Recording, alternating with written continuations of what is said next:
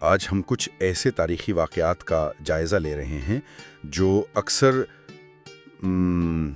سوالات بلکہ شدید بحث کو جنم دیتے ہیں۔ جی، اور یہ واقعات پیغمبر اسلام کے زمانے میں ان کے کچھ ناقدین کے قتل سے متعلق ہیں۔ بالکل، یہ ایک حساس موضوع ہے اور ہمارے پاس جو مواد ہے اس میں تاریخی تجزیے اور علمی تحقیقات شامل ہیں جو ان پر روشنی ڈالتی ہیں۔ تو آج ہم نے سوچا کہ سیدھا اصل ذرائع میں غوطہ لگاتے ہیں اور دیکھتے ہیں کہ یہ کہانیاں ہیں کیا اور ان کے پیچھے کی تاریخ کیا کہتی ہے۔ بالکل، اور ہمارا مقصد یہاں کسی ایک نقطہ نظر کی وکالت کرنا نہیں ہے۔ ہم صرف فراہم کردہ مواد کی بنیاد پر ان واقعات کو مختلف زاویوں سے سمجھنے کی کوشش کریں گے۔ یعنی ابتدائی تاریخی ذرائع کیا کہتے ہیں؟ جی، اور اس دور کا سیاسی اور سماجی پس منظر کیا تھا، اور سب سے اہم، قدیم اور جدید علماء ان روایات کی تشریح کیسے کرتے آئے ہیں۔ آج ہم خاص طور پر دو واقعات پر توجہ دیں گے، کعب بن اشرف اور اسما بنت مروان کے قتل کے واقعات۔ تو آئیے اس معاملے کی تہ تک پہنچتے ہیں۔ یہ وہ کہانیاں ہیں جن کا حوالہ ناقدین بھی دیتے ہیں اور بعض اوقات مسلمان خود بھی، مطلب ان کے بارے میں الجھن کا شکار ہوتے ہیں۔ تو سب سے پہلے یہ دیکھتے ہیں کہ جو سب سے مستند سمجھے جانے والے ذرائع ہیں وہ ان واقعات کے بارے میں کیا بتاتے ہیں۔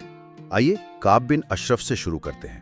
کعب بن اشرف کا نام جب بھی آتا ہے تو یہ بات واضح ہوتی ہے کہ یہ کوئی سنی سنائی کہانی نہیں ہے۔ جی نہیں۔ ذرائع بتاتے ہیں کہ یہ واقعہ اسلام کی سب سے مستند کتابوں جیسے صحیح بخاری اور صحیح مسلم میں تفصیل سے موجود ہے۔ تو سوال یہ کہ آخر ہوا کیا تھا؟ جی، یہ واقعہ ان کتابوں میں بہت واضح طور پر درج ہے۔ روایت کے مطابق پیغمبر اسلام نے کہا، کون ہے جو کعب بن اشرف کا کام تمام کرے کیونکہ اس نے اللہ اور اس کے رسول کو اذیت دی ہے۔ اچھا، یہاں یہ لفظ اذیت بہت اہم ہے۔ بہت اہم ہے۔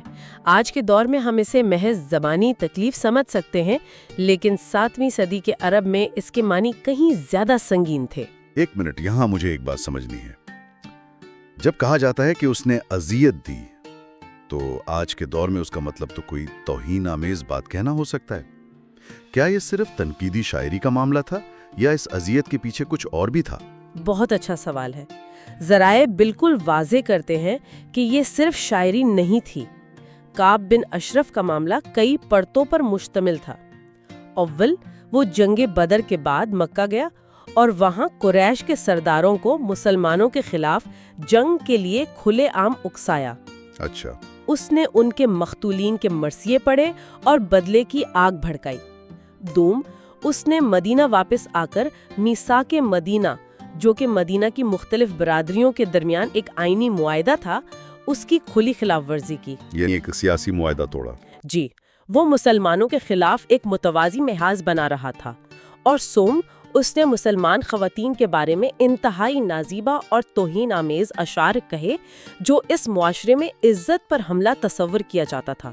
تو یہ محض تنقید نہیں تھی، یہ بغاوت، غداری اور جنگی پروپیگنڈا تھا۔ ٹھیک ہے، تو یہ پس منظر اسے ایک سیاسی اور فوجی رنگ دیتا ہے، لیکن یہاں ایک اور پہلو ہے جو اکثر لوگوں کو الجھاتا ہے۔ ذرائع بتاتے ہیں کہ اس کام کو انجام دینے کے لیے ایک طرح سے دھوکہ دہی کا استعمال کیا گیا۔ ایسا کیوں کیا گیا؟ سیدھا حملہ کیوں نہیں کیا گیا؟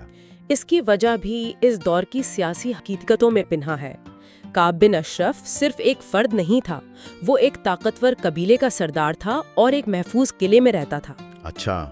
اس پر کھلی فوجی کارروائی کا مطلب مدینہ میں خانہ جنگی کو دعوت دینا تھا، کیونکہ اس کے قبیلے کے ساتھ مسلمانوں کا بھی دفاعی معاہدہ تھا۔ اس لیے ایک محدود اور خفیہ کارروائی کو ترجیح دی گئی۔ اور یہ دھوکہ دہی والی بات؟ رہی بات دھوکہ دہی کی، تو اسلامی روایات میں جنگی حالات میں اسے ایک جائز حکمت عملی سمجھا جاتا ہے۔ ایک مشہور قول ہے، الحرب خداع، یعنی جنگ دھوکے کا نام ہے۔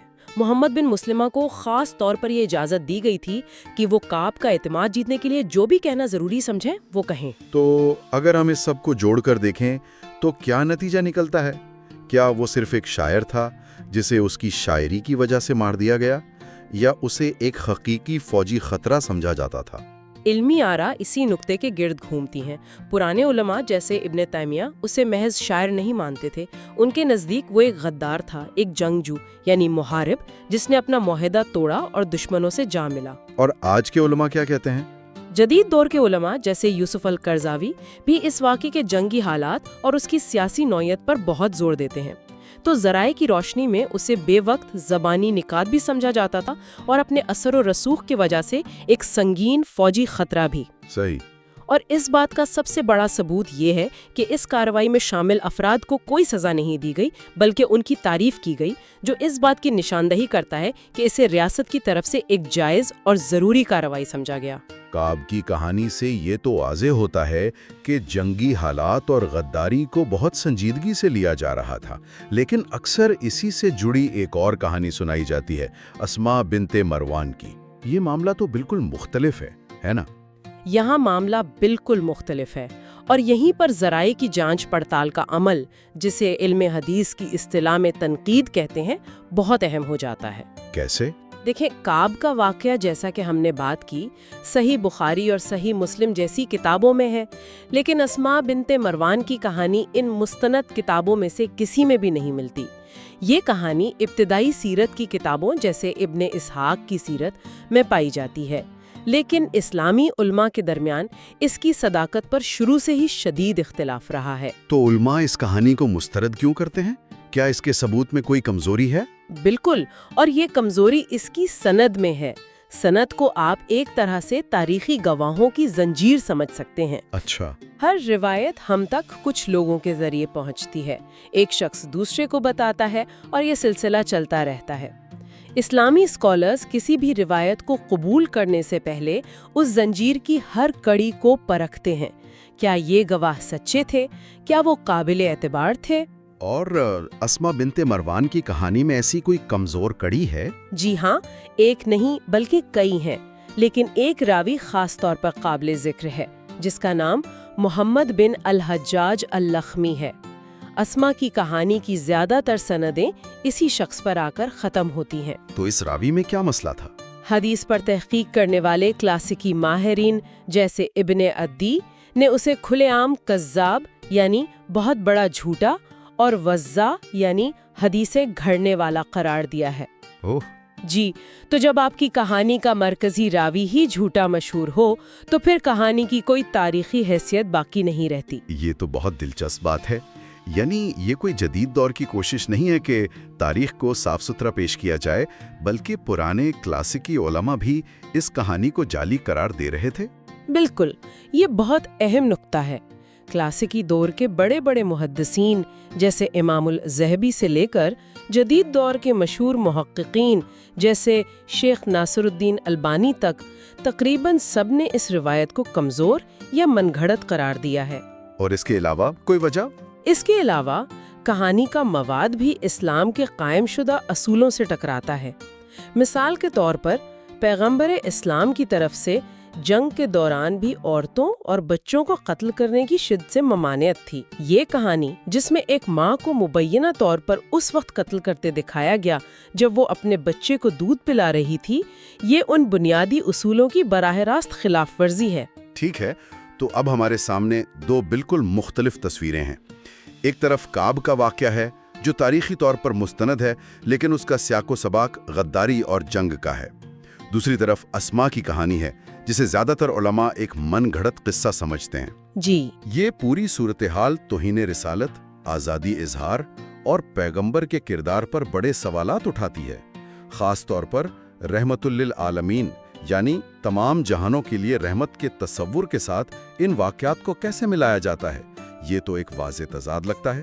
یہ واقعی ایک گہری بحث ہے اور علماء نے صدیوں سے اس پر غور کیا ہے۔ کلاسیکی علماء نے ہمیشہ دو چیزوں میں فرق کیا ہے، ایک ہے محض تنقید اور دوسری ہے مسلح بغاوت یا غداری، جسے اسلامی قانون میں حرابہ کہتے ہیں۔ ان کے نزدیک کعب کا معاملہ حرابہ کے زمرے میں آتا ہے۔ اور رحمت کا تصور؟ جہاں تک رحمت للعالمین کے تصور کا تعلق ہے تو علماء کی دلیل یہ ہے کہ رحمت کا مطلب انصاف سے انکار کرنا یا معاشرے کو وجودی خطرات سے نہ بچانا نہیں ہے۔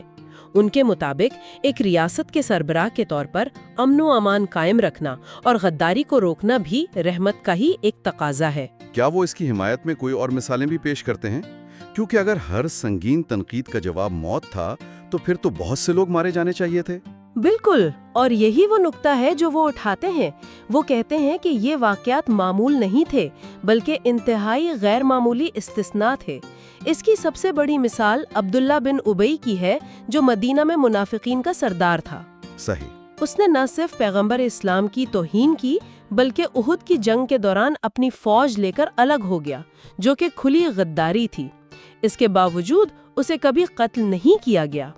اسی طرح فتح مکہ کے موقع پر عام معافی کا اعلان کیا گیا، جس میں بڑے بڑے دشمنوں کو بھی معاف کر دیا گیا تھا۔ جی، ابو سفیان جیسے دشمنوں کو بھی۔ یہ مثالیں ظاہر کرتی ہیں کہ درگزر اور معافی معمول تھا، جبکہ سزائے موت صرف ان انتہائی حالات میں دی گئی جہاں ریاست کی بقا کو خطرہ لاحق ہو۔ اور قرآن اس بارے میں کیا کہتا ہے؟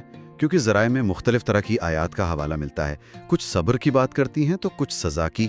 جی، قرآنی آیات اس بحث کو مزید کئی جہتیں دیتی ہیں۔ ایک طرف سورہ مزمل کی آیت 10 جیسی آیات ہیں جو کہتی ہیں اور جو کچھ وہ کہیں اس پر صبر کرو اور انہیں خوبصورتی سے نظر انداز کر دو۔ اسی طرح سورہ بقرہ کی مشہور آیت 256 ہے کہ دین میں کوئی زبردستی نہیں۔ یہ تو برداشت کی تلقین ہے۔ جی، لیکن دوسری طرف سورہ توبہ کی آیت 61 جیسی آیات بھی ہیں جو کہتی ہیں اور جو لوگ اللہ کے رسول کو اذیت دیتے ہیں ان کے لیے دردناک عذاب ہے۔ یہاں علماء کے درمیان بحث چھڑ جاتی ہے کہ یہ عذاب دنیاوی سزا کی طرف اشارہ ہے یا آخرت کی، اور اگر دنیاوی ہے تو اس کا اطلاق کون اور کیسے کر سکتا ہے؟ یہ سمجھنا بہت دلچسپ ہے کہ کلاسیکی علماء نے ان واقعات کو کیسے دیکھا، لیکن یہ سب صدیوں پرانی باتیں ہیں۔ آج کی دنیا میں ایک عام مسلمان ان روایات کو کیسے سمجھے، خاص طور پر جب انتہا پسند گروہ ان واقعات کو اپنے تشدد کو جواز فراہم کرنے کے لیے استعمال کرتے ہیں؟ یہ آج کے دور کا سب سے اہم سوال ہے۔ اس پر تقریباً تمام مرکزی دھارا کے علماء کا مکمل اتفاق ہے کہ انفرادی طور پر قانون کو ہاتھ میں لینا، جسے ویجیلنٹزم کہتے ہیں، اسلامی قانون میں سختی سے منع ہے۔ یعنی کوئی خود ہی فیصلہ نہیں کر سکتا؟ بالکل نہیں۔ وہ اس بات پر زور دیتے ہیں کہ کلاسیکی اسلامی قانون میں بھی اگر کسی کو سزا دینی ہے تو اس کا اختیار صرف ریاست اور ایک باقاعدہ عدالتی نظام کو حاصل ہے۔ کوئی فرد خود جج، جیوری اور جلاد نہیں بن سکتا۔ تو کیا اس مسئلے پر سب کا ایک ہی نقطہ نظر ہے یا اس میں بھی مختلف مکاتب فکر پائے جاتے ہیں؟ نہیں، اس میں مختلف نقطہ نظر موجود ہیں۔ مختصراً ہم انہیں 3 بڑے گروہوں میں تقسیم کر سکتے ہیں۔ ایک روایتی یا قدامت پسند گروہ ہے جو کہتا ہے کہ یہ واقعات اپنے زمانے کے حالات کے مطابق جائز تھے، لیکن آج کے دور میں افراد ان پر عمل نہیں کر سکتے، یہ صرف ایک اسلامی ریاست کا کام ہے۔ ٹھیک ہے، اور دوسرا گروہ اعتدال پسند یا مرکزی دھارے کا ہے جو ان واقعات کو غیر معمولی جنگی حالات کا نتیجہ سمجھتا ہے۔ ان کے نزدیک یہ آفاقی اصول نہیں ہے بلکہ یہ مخصوص سیاسی اور فوجی حالات کے رد عمل تھے۔ اور تیسرا گروہ کون سا ہے؟ تیسرا گروہ اصلاح پسند یا ترقی پسند سوچ رکھنے والوں کا ہے۔ وہ انہیں تاریخی طور پر مخصوص سیاسی اقدامات قرار دیتے ہیں جن کا جدید دور کی قانون سازی سے کوئی تعلق نہیں ہے۔ وہ کہتے ہیں کہ ہمیں اسلام کی بنیادی تعلیمات جیسے رحمت، انصاف اور آزادی ضمیر ان پر توجہ دینی چاہیے۔ تو گویا 3 کیمپ ہیں۔ ایک کہتا ہے یہ تب ٹھیک تھا لیکن اب صرف ریاست کر سکتی ہے۔ دوسرا کہتا ہے یہ صرف جنگ کے لیے ایک استثناء تھا، اور تیسرا کہتا ہے یہ تاریخ ہے، آج کا قانون نہیں۔ کیا میں نے صحیح سمجھا؟ آپ نے بالکل بہترین خلاصہ کیا ہے، اور یہیں پر ذرائع کی تنقید کی اہمیت ایک بار پھر سامنے آتی ہے۔ مستند روایات جیسے کعب کا واقعہ اور کمزور روایات جیسے اسما کا واقعہ، ان میں فرق کرنا ایک کلیدی علمی ذریعہ ہے۔ تو اگر ہم اس سارے گفتگو کا خلاصہ کریں تو چند بہت اہم نکات سامنے آتے ہیں۔ پہلا، ذرائع کی تصدیق سب سے اہم ہے۔ کعب کا واقعہ مستند ہے جبکہ اسما کی کہانی کو زیادہ تر علماء نے مسترد کیا ہے۔ جی۔ دوسرا، تاریخی پس منظر کلیدی حیثیت رکھتا ہے۔ مستند واقعات کو بھی جنگی حالات اور غداری کے تناظر میں دیکھا جاتا ہے، نہ کہ محض تنقید پر۔ اور تیسرا، علمی آراء کا تنوع، جس سے پتہ چلتا ہے کہ ان واقعات کی تشریح پر ہمیشہ سے ایک صحت مند بحث موجود رہی ہے۔ بالکل، ان ذرائع سے یہ واضح ہوتا ہے کہ ابتدائی مسلمانوں نے اندرونی اختلاف رائے، بیرونی خطرات اور ان دونوں کے ملاپ سے پیدا ہونے والی اندرونی غداری سے نمٹنے کے لیے مختلف طریقے اپنائے۔ تو آخر میں سامعین کے لیے ایک سوچ انگیز سوال یہ ہے کہ آج کی دنیا میں جہاں معلومات اور پروپیگنڈا خود ایک ہتھیار بن چکے ہیں، کوئی بھی معاشرہ یا مذہبی روایت محفوظ اظہار رائے اور جنگ پر اکسانے والی خطرناک تقریر کے درمیان لکیر کہاں کھینچتی ہے؟ ایک بہت اہم سوال۔ 7ویں صدی کی یہ بحثیں، جیسا کہ ان علمی آراء سے ظاہر ہوتا ہے، آج بھی ہمارے ڈیجیٹل دور میں ایک نئی شکل میں گونج رہی ہیں۔